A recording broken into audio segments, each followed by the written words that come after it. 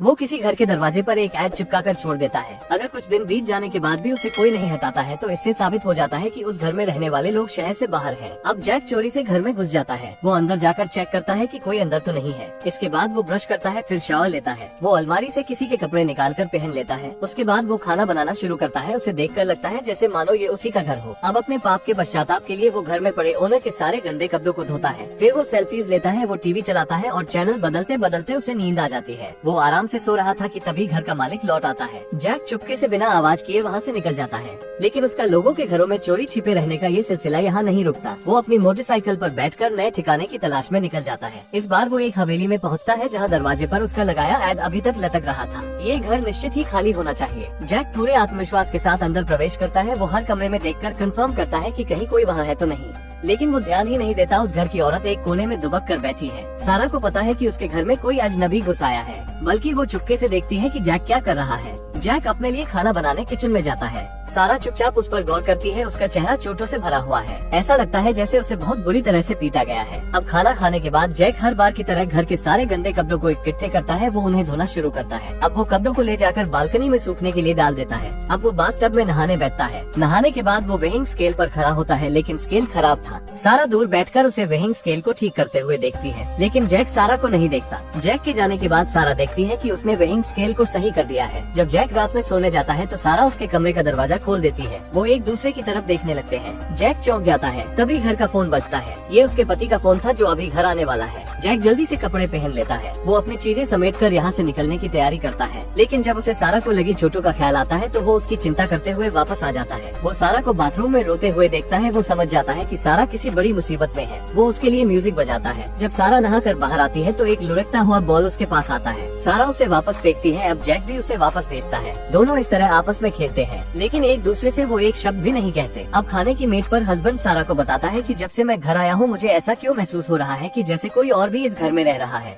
सारा हस्बैंड की बातों को नजरअंदाज करते हुए खाने की प्लेट उसकी ओर खिसका देती है। हस्बैंड पलटकर पीछे देखता है, लेकिन उसे पीछे कोई दिखाई नहीं पड़ता। लेकिन इसी मौके का फायदा उठाकर जैक उसके पीछे से टेबल से खाना उठाकर खा लेता है। अब शाम के वक्त हस्बैंड सैम रोज की तरह सारा को पीटना शुरू करता है। जैक जो घर के बाहर खड़ा था इस जुल्म को सहन नहीं कर पाता। वो सैम का ध्यान खींचने के लिए घर के बाहर गोल्फ खेलने लगता है। सैम घर से बाहर निकल कर आता है। वो देखता है कोई अजनबी उसके घर में घुस आया है। वो अपना फोन निकालकर पुलिस को फोन लगाने जाता ही है कि तभी जैक द्वारा हिट की गई गोल्फ बॉल सीधे आकर उसे लगती है। अब जैक घटनास्थल से निकलने लगता है, तभी सारा उसके पास आती है। वो उसकी मोटरसाइकिल पर बैठ जाती है और दोनों रात के अंधेरे में गायब हो जाते हैं। अब माइक उसे किसी दूसरे के घर में ले जाता है जहाँ उसका लगाया ऐड अभी तक लटक रहा था। अब वो यहाँ कुछ दिन रहने की सोचते हैं। रात में जैक सोफे पर सो जाता है जबकि सारा बेड पर सोती है। जागने पर दोनों कपड़े धोते हैं और मिलकर खाना बनाते हैं।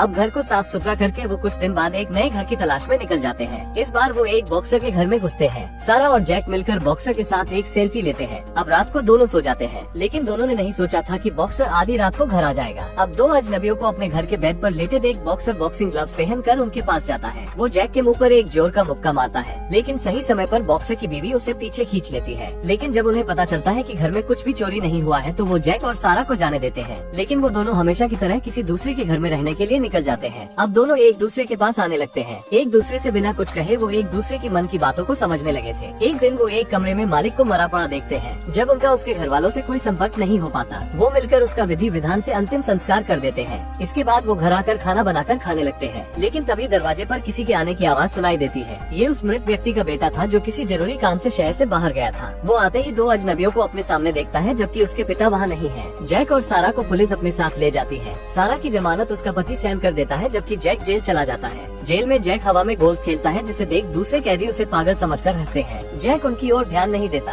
अब कुछ ही देर में उनके बीच लड़ाई शुरू हो जाती है। अब जैक को एक अलग सेल में रख दिया जाता है। अब जैक यहाँ पर खुद को दूसरों के सामने छिपाने की कला का अभ्यास शुरू करता है। वो गार्ड से छुपने की कोशिश करता है, लेकिन जल्द ही गार्ड उसकी परछाई को देख लेता है। वो उसे अपनी लाठी घुमाकर मारता है। जैक की खूब पिटाई होती है, लेकिन जैक अपनी कला को और निखारता है। अब जब गार्ड फिर से उसके सेल में आता है तो वो जैक को देखने की बहुत कोशिश करता है, लेकिन जैक उसे कहीं दिखाई नहीं देता। अब समय बीता है और जैक को जेल से रिहाई मिल जाती है। जेल से निकलते ही सबसे पहले वो सारा को ढूंढने जाता है। सारा को अभी भी सैम प्रताड़ित कर रहा था। सैम को हमेशा ऐसा लगता था जैसे कोई घर में छिप कर रह रहा है, लेकिन वो उसे कभी नहीं देख पाया। सारा को मालूम हो गया था कि जैक वापस आ गया है। आखिरकार सारा के चेहरे पर सालों बाद मुस्कान लौट कर आती है। अब जैक हमेशा सारा के हस्बैंड के पीछे छिप कर रहता है। सारा उसके लिए खाना बनाती है, वो उसे देखकर मुस्कुराती है। सैम को लगता है वो उसे देखकर मुस्कुरा रही है और इस तरह जैक हमेशा सारा के साथ रहने लगता है। पूरी फिल्म के दौरान नायक और नायिका एक भी बार आपस में नहीं बोले। शायद उन्हें डर था कि कुछ बोलने से कहीं उनके बीच प्यार में कोई कमी न आ जाए। बिना बोले ही दोनों के बीच कमाल की अंडरस्टैंडिंग, एक कमाल का कनेक्शन था।